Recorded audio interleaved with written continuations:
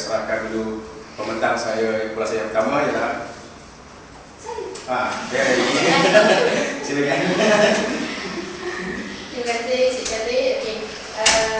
Saya akan tekankan dulu mengenai pengalaman. Bagaimana kita tahu zakat adalah satu rukun Islam yang berperanan membina sifat-sifat insaniah bagi individu dan masyarakat. Satu, sistem keadilan dan perseimbangan dalam pembahagian harta kekayaan, dan juga Islam mewajibkan zakat kepada semua umat Islam yang berkemampuan mengikut beberapa syarat yang ditetapkan. Kita tengok firman Allah SWT yang bermaksud daripada surah At-Taubah ayat 103. Ambillah sebahagian dari harta mereka menjadi sedekah, supaya dengannya engkau membersihkan mereka dan mensucikan mereka, dan doakanlah untuk mereka kerana sesungguhnya doamu itu menjadi ketenteraman bagi mereka, dan ingatlah Allah Maha mendengar lagi Maha mengetahui. Okay, jadi sebenarnya ini adalah Islam telah menetapkan dasar-dasar untuk kita mencapai satu masyarakat yang adil dan bahagia untuk menuju apa yang dinamakan keadilan sosial. Jadi oleh itu Islam telah mensyariatkan zakat untuk bertujuan mencapai keadilan sosial secara merata dan menyeluruh. Dari segi dasar sendi utama sosial ialah jiwa seseorang itu beriman kepada Allah dan hari akhirat akan menimbulkan rasa kasih sayang dermawan sesama manusia. Sebenarnya kalau kita tengok zakat ni, di mana dia adalah rukun Islam yang ketiga, jadi banyak dalil-dalil dan firman yang memang waktu ni menjerumus kepada keperluan zakat itu sendiri. Dari segi kita tengok ayat dari Al-Qasas ayat 77, dan tuntutlah dengan harta kekayaan yang telah dikurniakan Allah kepadamu akan pahala dan kebahagiaan hari akhirat, dan janganlah kau melupakan bahagiamu, dan berbuat baiklah sebagaimana Allah berbuat baik kepadamu, dan janganlah kau melakukan kerosakan di muka bumi, sesungguhnya Allah tidak suka kepada orang-orang yang membuat kerosakan. Jadi tidak mungkin kita sebagai kaum muslimin menolak keadilan sosial, kerana keadilan sosial itu merupakan praktik kehidupan kita sebagai umat Islam. Dan ada lagi firman Allah yang bermaksud dari surah Al-Syam ayat 9, sesungguhnya berjayalah orang yang menjadikan dirinya yang sedia bersih bertambah-tambah bersih. Okay, maksudnya dari segi iman, amalan, kebajikan yang dia lakukan. Saya masuk sikit untuk pengertian zakat dari segi bahasa. Zakat dari segi bahasa bermaksud bersih, suci, subur, berkat dan berkembang. Dalam istilah zakat ialah membersihkan harta yang kita perolehi dan membersihkan diri orang kaya itu daripada bersifat bakil atau berikut, di mana ia membantu orang-orang yang miskin dan tidak menimbulkan sifat dengki dan dendam terhadap orang kaya. Dari segi syarak pula bermaksud mengeluarkan harta tertentu dengan kadar tertentu mengikut syarat-syarat tertentu untuk dialihkan kepada golongan-golongan tertentu. Nanti rakan-rakan saya akan elaborate lagi, akan jelaskan lagi apa yang maksud kadar tertentu lah untuk anda semua lebih faham. Dan untuk lembaga zakat Selangor mengeluarkan sebahagian harta tertentu diberi kepada asnaf-asnaf yang berhak menerimanya setelah memenuhi syarat-syarat yang ditetapkan oleh syarak. Dari segi keadilan sosial, satu keadaan yang menggambarkan bahawa hasil pembangunan dapat dinikmati oleh seluruh rakyat negara ini. Jadi dari sini penekanan yang kita pakai dari segi firman Allah SWT ialah ayat 90 surah An-Nahl. Sesungguhnya Allah menyuruh berlaku adil dan berbuat kebaikan serta memberi bantuan kepada kaum kerabat, dan melarang daripada melakukan perbuatan-perbuatan yang keji dan mungkar serta kezaliman. Jadi ia mengajar kamu supaya kamu mengambil peringatan untuk mematuhinya. Jadi kita tengok antara faktor yang penting bagi mewujudkan keadilan sosial ini ialah hubungan baik antara sesama anggota masyarakat. Sabda Nabi Muhammad SAW, keumpamaan orang mukmin dalam berkasih sayang, bantu-membantu dan silaturahim seperti satu gebuk. Apabila satu anggota mengadu kesakitan, maka seluruh tubuh akan ikut berjaga malam dan demam. Saya lebih banyak beri penekanan kepada fakta-fakta yang kita guna pakai daripada Al-Quran yang kita perlu terjemahkan dan beri kebenaran supaya anda semua faham bahawa maksudnya memang zakat itu terlalu penting dan wajib untuk umat Islam. Okay? Dan tambah lagi daripada saya, zakat menunjukkan cara bagi memperbetulkan ketidakseimbangan dan ketidakstabilan sementara perasaan di samping melindungi harta persendirian dan perusahaan. Jadinya membolehkan pemeliharaan dan pengadilan adil barang keperluan, memberikan prinsip dan amalan kebajikan sosial yang sejahtera tanpa memupuk kebergantungan atau menandakan maruah sesama manusia. Dari segi relevansinya, iaitu sesuatu yang mempunyai kesepakatan, berkaitan ataupun hubungan. Dan dari segi keuangan kontemporari, bermaksud yang zakat ini melibatkan keadaan keuangan semasa. Jadi supaya anda semua lebih faham dan jelas apa itu dari segi keuangan kontemporari, saya teruskan, saya serahkan kepada rakan saya untuk slide selanjutnya. Okey.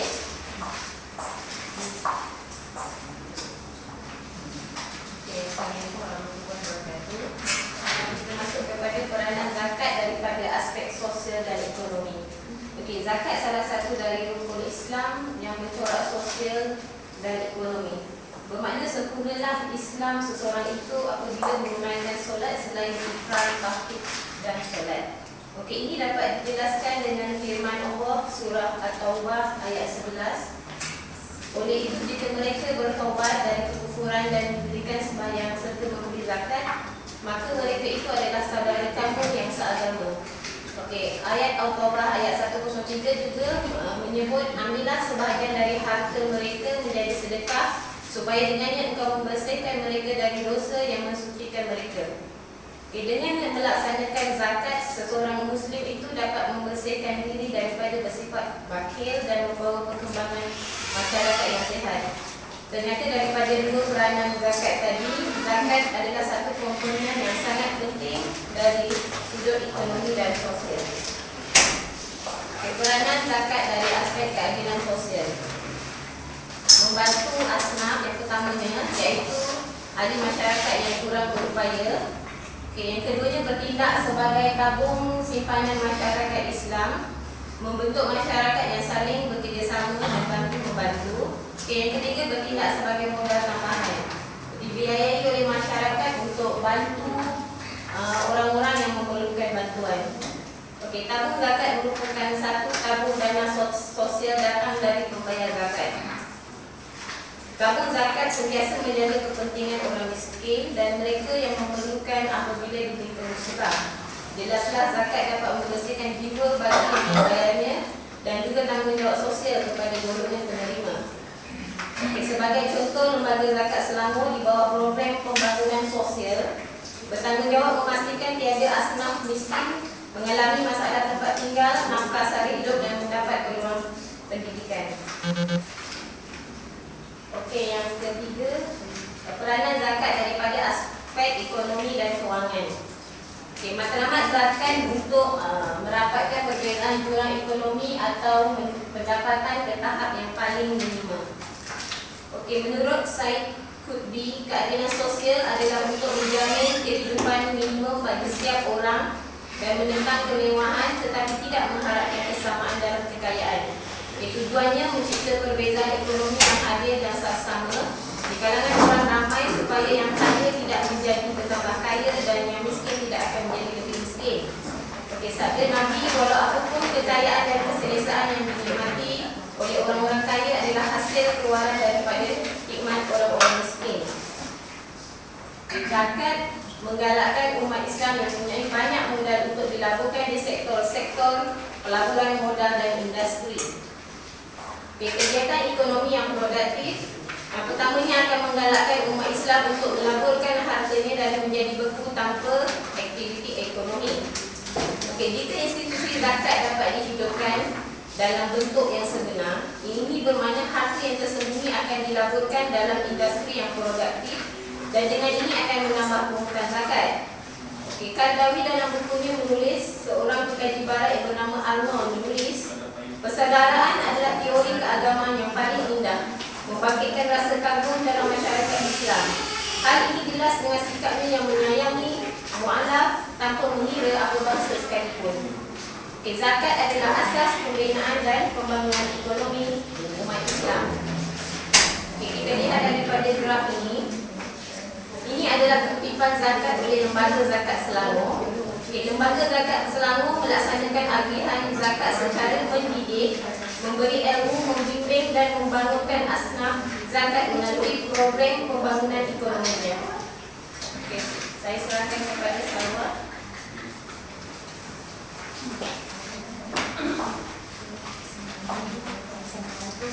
Saya teruskan dengan tugas saya lebih lanjut. Seperti yang telah diterangkan bahawa kepentingan zakat ini memang amat besar kepada masyarakat Islam secara khususnya. Bukan sahaja kita cerita kepada bagaimana untuk menyeimbangkan ekonomi Islam, tapi nak menggambarkan bagaimana umat Islam ini berkasih sayang sesama mereka lah. Okey, apa yang telah kita tahu, bagaimana ataupun kepada siapa kita nak memperjuangkan hak-hak ini. Di dalam Al-Quran telah menjelaskan dalam surah Al-Baqarah dengan bermaksud berkaitan dengan 8 asnaf penerima zakat melalui firman Allah. Sesungguhnya sedekah-sedekah zakat itu hanyalah untuk orang-orang fakir dan orang-orang miskin dan amil-amil yang mengurusnya dan orang-orang mu'alaf yang dihinakan hatinya dan untuk hamba-hamba yang hendak memerdekakan dirinya dan orang-orang yang berhutang dan untuk dibelanjakan pada jalan Allah dan orang-orang musafir yang keputusan dalam perjalanannya. Ini adalah ketetapan hukum yang sedemikian itu ialah sebagai satu ketetapan yang datangnya dari Allah, dan ingatlah Allah Maha Mengetahui lagi Maha Bijaksana. Oleh itu telah diterangkan betapa pentingnya menjaga hak-hak umat Islam yang mana dilihat mereka-mereka ini tercicir ataupun disisihkan di kalangan kita. Melalui hukum zakat kita dapat memperjuangkan hak-hak saudara-saudara kita yang kurang bernasib baik. Okey, saya boleh kelompokkan daripada 8 asnaf ni kepada 4 golongan yang amat memerlukan zakat dan menjadi perhatian. Antaranya adalah fakir, miskin, riqab dan gharimin. Golongan yang paling utama adalah golongan fakir dan miskin. Sebab sekiranya kita tak memperjuangkan hak-hak mereka, mungkin perkara-perkara yang lain akan timbul. Bukan saja berkaitan dengan hak asasi kehidupan mereka, tapi mungkin masalah lain akan timbul. Contohnya masalah akhlak, masalah pencurian, kerukunan rumah tangga yang tidak terterang, dan juga masalah-masalah lain. Inilah tanggungjawab kita sebagai umat Islam untuk memperjuangkan hak-hak orang-orang yang kurang bernasib baik. Sama juga dengan riqab dan gharimin. Gharimin adalah orang yang berhutang. Dalam keadaan sekarang, kemungkinan orang-orang yang tak bernasib baik terpaksa berhutang untuk memenuhi hak ataupun basis kepada keperluan kehidupan mereka. Jadi tanggungjawab kita, orang yang berkemampuan ataupun orang-orang yang lebih berpendapatan tinggi ataupun berkemampuan besar, berharta ataupun lebih kepada kemewahan, membantu mereka-mereka ini. Inilah perjuangan dalam Islam sebenarnya.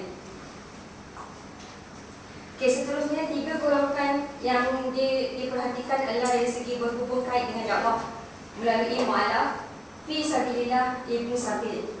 Bagaimana kita nak mengatakan Islam itu tidak memandang kepada kaum? Melalui mu'alaf ini adalah daripada apa-apa, daripada mana-mana golongan yang memeluk agama Islam, kita meraihkannya dengan menggambarkan bagaimana Islam ini penuh dengan kasih sayang dan menjaga hak-hak saudara-saudara Islam kita yang lain. Fi sabilillah dan ibnu sabil lebih kepada perjuangan kepada menegakkan syiar-syiar Islam. Dari tanggungjawab kita untuk membantu mereka untuk mengembangkan agama Islam dan menegakkan syiar Islam itu sendiri.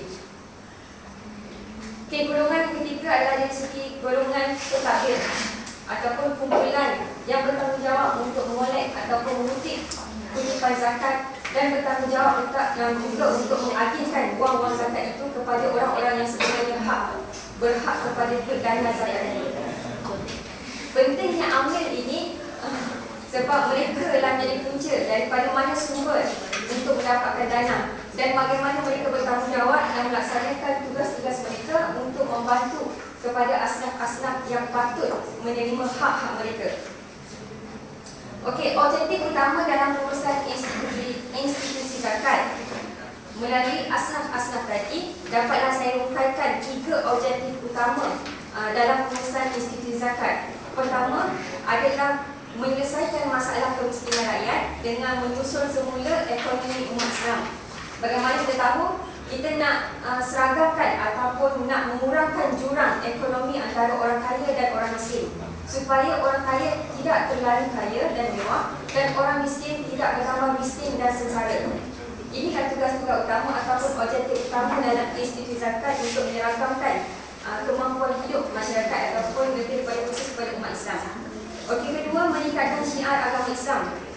Bagaimana pusat zakat boleh membantu kita dalam membantu dalam segi menyiarkan agama Islam? Mungkin dari segi memberi ilmu, menyiarkan Islam, memberi pendidikan ataupun bantuan kepada anak-anak ataupun kepada orang-orang kurang mampu, bagaimana mereka dapat keluar daripada kemiskinan. Itu antara objektif dalam penyiaran agama Islam. Ketiga adalah pengurusan profesional zakat. Pengurusan profesional ini lebih kepada aspek pungutan, pengajian terancang dan menggalakkan pelaburan. Bagaimana kita zakat dapat menguruskan secara profesional untuk menyeragamkan semua orang yang bertanggungjawab membayar zakat dapat melaksanakan tanggungjawab mereka, dan juga bagaimana pusat zakat dengan profesionalnya dapat mengambilkan zakat yang lebih produktif. Maksudnya dapat membantu asnaf-asnaf ni dari segi mungkin dari segi sumbangan modal, mereka dapat membuat perniagaan, keluarkan diri mereka daripada kemiskinan, dapat create sendiri pendapatan mereka. Itulah tujuan pusat zakat dalam dari segi menguruskan dana-dana zakat ini. Okey, ini adalah graf menunjukkan statistik ataupun gambaran melalui bilangan asnaf fakir, miskin dan mu'alaf dalam menerima bantuan modal yang berjaya keluar dari status asnaf pada tahun 2011 melalui sumber Lembaga Zakat Selangor edisi 2012. Okay, ini antara bagaimana pusat zakat cuba mewujudkan salah satu cara pengagihan yang lebih produktif untuk membantu asnaf-asnaf ini keluar daripada kepupung ataupun keluar daripada kemiskinan mereka. So antaranya adalah melalui bantuan modal, melalui sektor-sektor yang boleh diketengahkan dalam perniagaan, contohnya makanan, perkhidmatan, perikanan, bantuan dan sebagainya. Okey, antara kita tengok antara sektor makanan, pusat zakat telah mengeluarkan bantuan kepada 213 asnaf yang berjaya keluar daripada asnaf itu sebanyak 61 orang.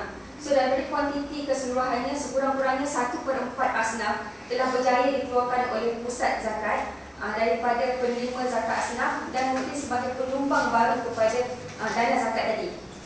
Okey, ini nak tunjukkan betapa berjayanya pusat zakat membantu sekurang-kurangnya dapat mengurangkan asnaf lama dengan mengeluarkan mereka daripada kekurangan atau kemiskinan mereka.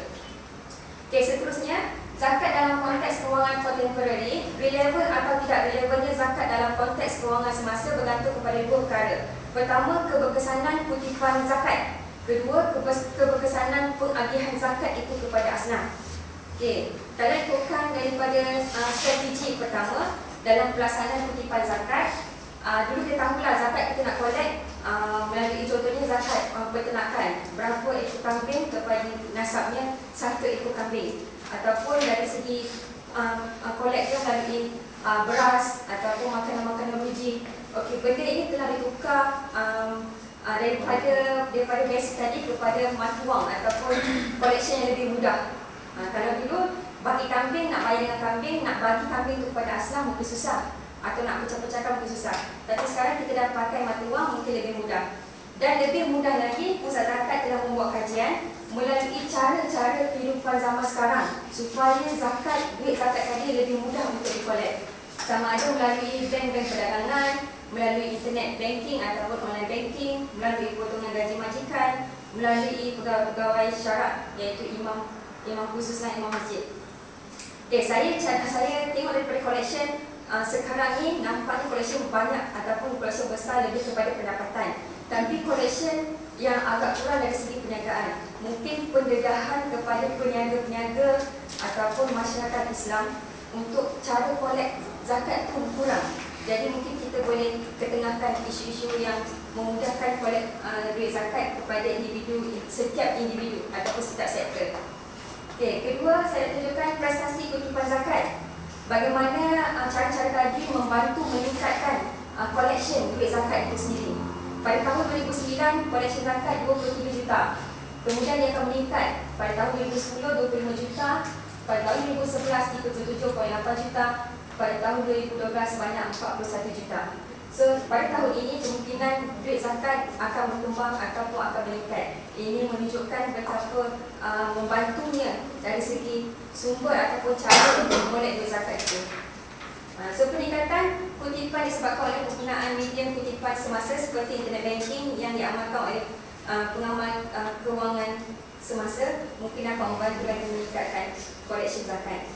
So, strategi seterusnya saya serahkan kepada Encik Khalid supaya lebih faham bagaimana pusat zakat membantu dengan kewangan semasa sekarang. Jadi kita dalam kajian kes tadi kita mengambil pusat zakat Melaka kan. Jadi mungkin kalau tanya mengapa ambil pusat zakat Melaka, tak ambil Selangor ke wilayah kan. Saya sahaja ada ambil pusat Melaka ni. Jangan kata saya bias pasal salah faham syarat kita di belakang. Saya cuma nak katakan bahawa di Selangor ni kita dah tahu dah macam mana cara bayaran kan. Jadi kita ambil yang kecil lah, Melaka kan. Jadi macam mana peningkatan zakat tu yang membantu, yang boleh berbeza pada pembayaran zakat tu membantu untuk kutipan zakat.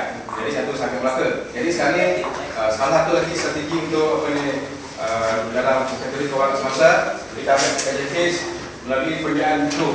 Jadi pembiayaan mikro ni dia tak berlaku lagi di Malaysia. Lepas tu saya tak ambil kes tadi di Malaysia. Jadi kata mengapa ambil Aceh pula kan. Jadi kalau pembacaan saya melalui buku-buku yang saya ni, saya kaji dari sini apa memang tak ada lagi apa ni mikro ni dia dilakukan di apa di Malaysia. Jadi mengapa saya ambil kajian kes ni? Kerana kita nak relatekan dengan relevansinya ke tahun semasa tu zakat. Adakah zakat ni dia relevan tak dengan kata sekarang? Orang sekarang kan. Adakah zakat ni lama tu kan? Mengapa nak relevan tak relevan? Jadi kalau kita tengok kes-kes tadi semua zakat-zakat yang berlaku pada hari ini sebenarnya adalah relevan. Bila masa pun relevan, tak ada relevan apa. Bantuan zakat dia kan, bantuan modal dia kan, bantuan modal kepada dana-dana untuk apa ni untuk asnaf zakat. Jadi itu adalah satu situasi semasa di mana bila kita membantu asnaf-asnaf yang memerlukan modal ni dan kita monitor, kita bagi dia training kan, bagi latihan dan dia berjaya untuk keluar daripada kelompok kemiskinan tu, poverty circle tu dia keluar. Jadi bila dia keluar, dia pula adalah sebagai pembayar zakat. Bila pembayar zakat, jadi zakat akan bertambah. Jadi mana dia akan berterusan macam tu. Jadi kita tak mau zakat tu kita ambil dia zakat, kita ambil bagi. Jadi kita mengharap orang lain bagi zakat, kalau tanpa zakat tak ada macam mana? Yang tu masalah kita kan, masalah kan. Jadi kita tak mau yang tu. Jadi kalau zakat negeri ini dia memikirkan macam mana kita nak memanipulasikan zakat tu dan menagihkan secara besar supaya kita dapat balik modal zakat tu dan kita tak perlu ada tak perlu ada kekurangan dan dia makin tambah makin tambah. Sebab tu kita kata kecekapan hamil tu adalah kita penting sekali dalam zakat. Macam kata tadi bersanarnya dalam relevansi itu adalah satu kutipan zakat, kedua adalah agihan. Jadi kata agihan, kita bagi agih asal zakat, tapi cara macam mana? Ada kita agih je, agih habis. Macam di Malaysia kan kita bagi memang lapak kita bagian, kita bagi lepas nak, kita bagi cara menyalah, ada bagi bantuan modal ke, ada bantuan sara hidup ke, makanan, sara bulanan ke, semua ada kita bagi. Tetapi yang satu benda yang agak kita kurang tahu ialah macam mana zakat tu kita buat secara pembiayaan mikro. Faham kalau yang bank kita tahu kan, yang mikro kan. Mikro pembiayaan di mana kita pulang balik. Kita kalau saya ada bagi dan sedikit maklumat tu, sebenarnya agihan zakat melalui pembiayaan mikro ni adalah satu kajian kes oleh seorang profesor daripada USM, Cik Zahri Hamad. Dia buat di sana dan telah dilaksanakan sebenarnya pada tahun 2006 lagi, bukan sekarang. 2006 lagi dia telah buat Jadi agihan internasional biasa, waktu ahli zakat untuk praktik. Kita modal pusingan daripada dana zakat melalui pembiayaan mikro. Pembiayaan mikro adalah pembiayaan untuk perusahaan dan yang kecil yang bertujuan untuk membantu golongan miskin mengubah kehidupan mereka ke arah yang lebih baik. Mana mikro ni kita bagi bantuan zakat, kemudian kita kutip balik. Jadi ada isu lah. Zakat pada hak kita kan. Mengapa kita nak pulang balik? Kan zakat tu hak kita, tapi kenapa kita nak balik kan? Tapi kalau tuan nak tanya, kita saya tak nak sebut jawab yang kan. Saya nak tanya. Kita akan jawab. Jadi mana kita bagi zakat kat dia, tapi ada syarat tertentu lah. Siapa yang menerima zakat tu? Orang macam mana yang akan menerima tempat zakat dan juga dia akan pulang balik. Duit zakatnya dia akan pulang balik. Jadi duit yang dipulang balik itu akan digunakan untuk membantu orang lain pula. Jadi tabung zakat itu sentiasa ada. Walaupun dia tidak mengharapkan 100% pulangan balik, tetapi kalau sekurang-kurangnya 60% pulang balik pun dah cukup dah. Kan pasal duit zakat balik. Okey. Jadi apakah alasannya dia menggunakan apa cara ini? Jadi dia menggunakan ini dari segi asnaf yang ke berapa tadi? Gorimin. Gorimin adalah orang yang berhutang. Okey. Saya beri contoh Saya beri contoh saya adalah pusat zakat lah. Pusat zakat. Zakat Syah adalah asnaf. Gorimin. Senang okey. Abdul Kamudin katakan adalah banker lah, orang orang kaya lah kan. Jadi sekarang Syah meminjam duit kepada Anwar. Dia pinjam duit kerana darurat lah, bukan kata dia nak buat untuk sahajalah. Dia terlampau sangat susah kan, nak makan tak ada, pakai tak ada, semua dia pergi jumpa Anwar, dia pinjam lah, aku nak bagi makanan aku pun tak ada duit kan, jadi kan macam mana kan, mati nak juga, jadi cukup susah kan, dia nak siapa tak ada kan, jadi dia pinjam Anwar. Bila dia pinjam Anwar, Anwar bagi duit, pinjam kena bayar balik. Tetapi sekarang dia tidak ada duit nak pinjam, nak bayar tak ada duit lah. Dia pun bekerja macam tu saja kan, dia dalam keadaan fakir di bawah apa? Di bawah hak kifayah. Keluar jadi mana dia terpaksa jumpalah saya bagi zakat. Saya pun bagi gaji. Okey, saya bagi duit. Sekarang ni duit yang saya bagi dekat Syah, adakah dia dapat? Dia dapat duit kan? Pasal duit tu akan dibagi balik kan?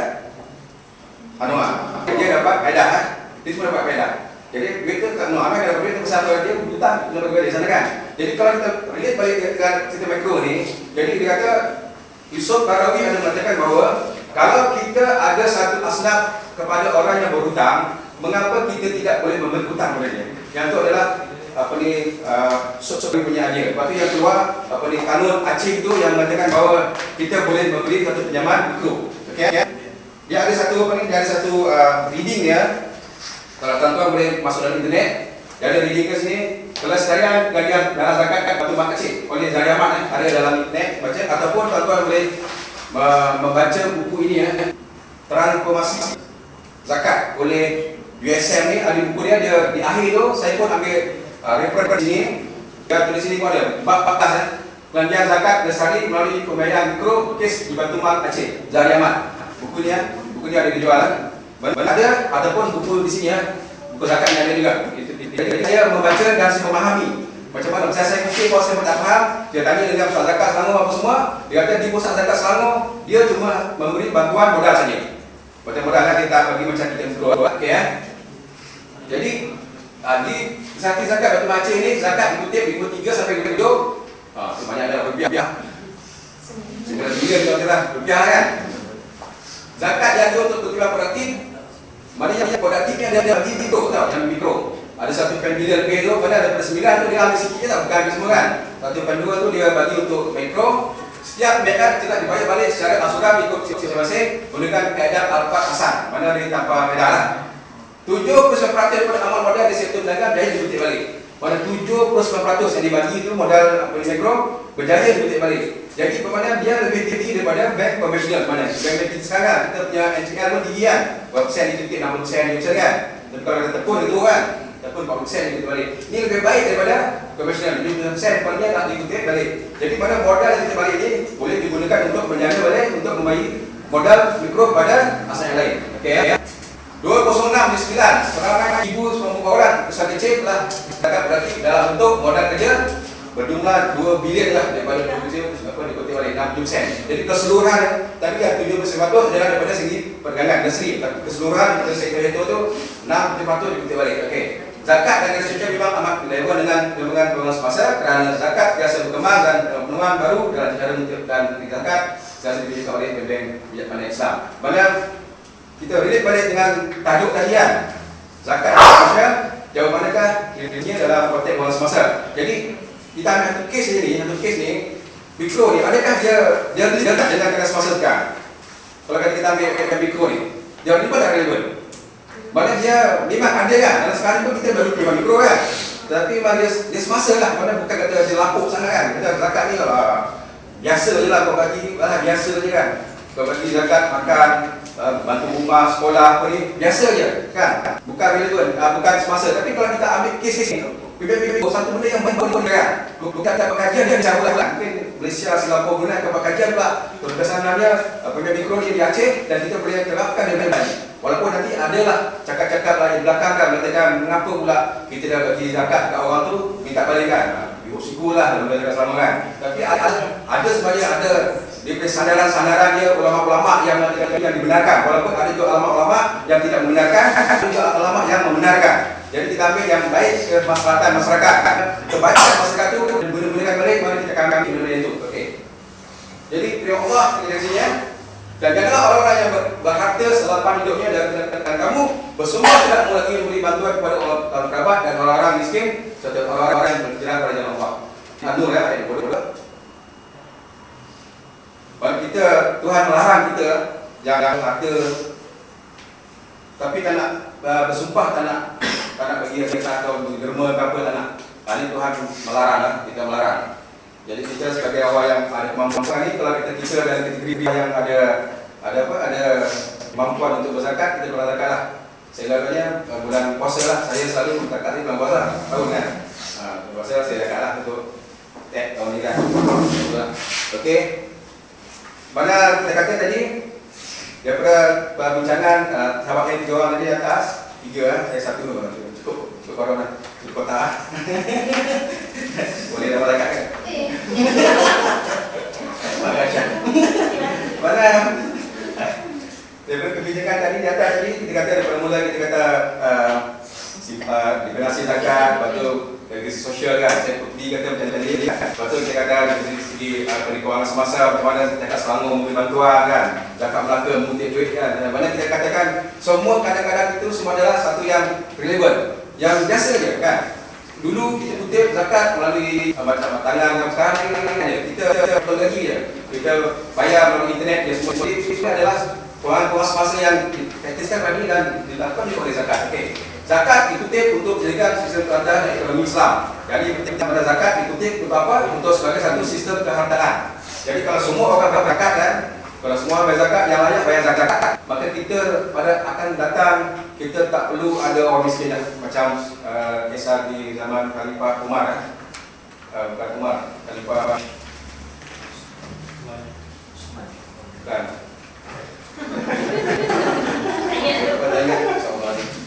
Di mana tidak ada orang yang miskin, semua dapat zakat. Khalifah miskin Umar dapat zakat. Lupa lah, yang dimati itu ini. Umar Abdul Aziz. Mana Umar Abdul Aziz pada zaman itu tidak ada orang yang nak zakat. Walaupun yang bagi dia tak mau. Jadi mengapa macam tak ada sana semua orang yang mau zakat? Mana bila kita ada zakat tu kita telah menambahkan harta di dalam kalangan orang Islam kan, harta tu. Jadi satu lagi tadi dia kata peranan zakatlah untuk mencairkan harta buku. Jadi yang disebut oleh kesaluran. Mana kalau kita menggalakkan orang yang harta di buku itu dicairkan. Kalau kata kita tidak melaburkan harta cair kita kena zakat juga kan.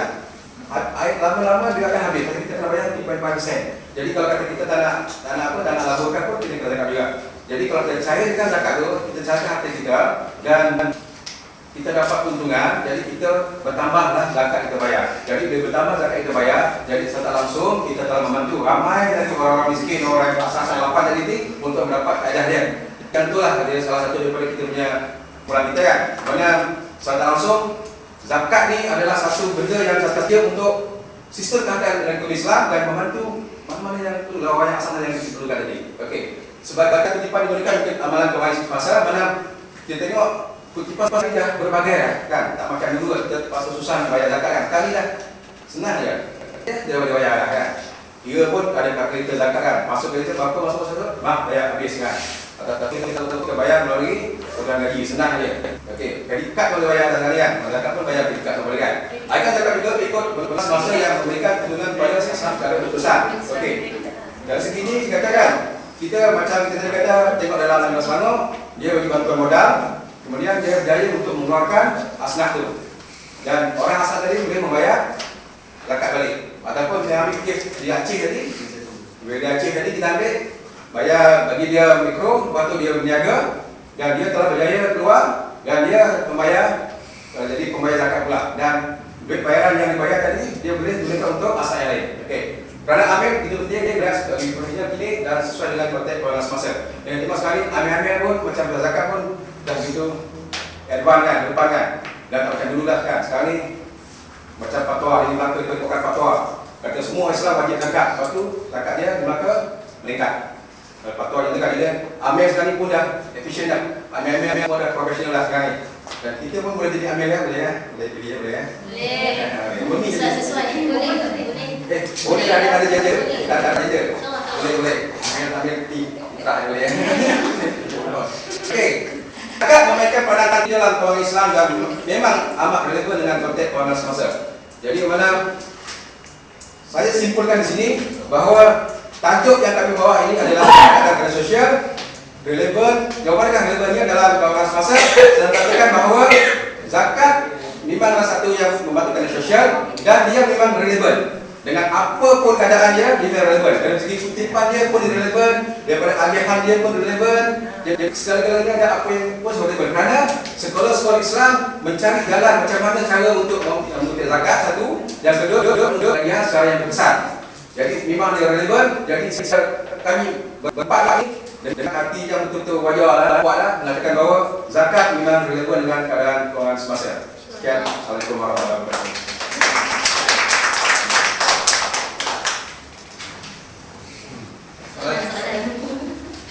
Tuan, Assalamualaikum.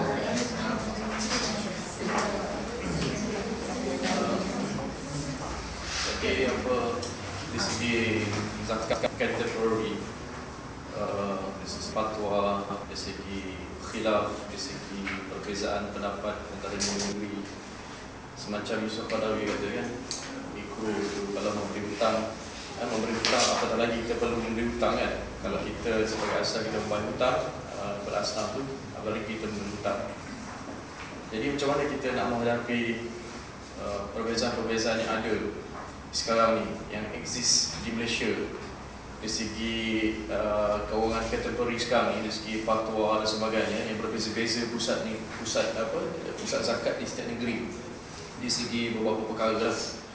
Macam mana kita nak handle beberapa perkara baru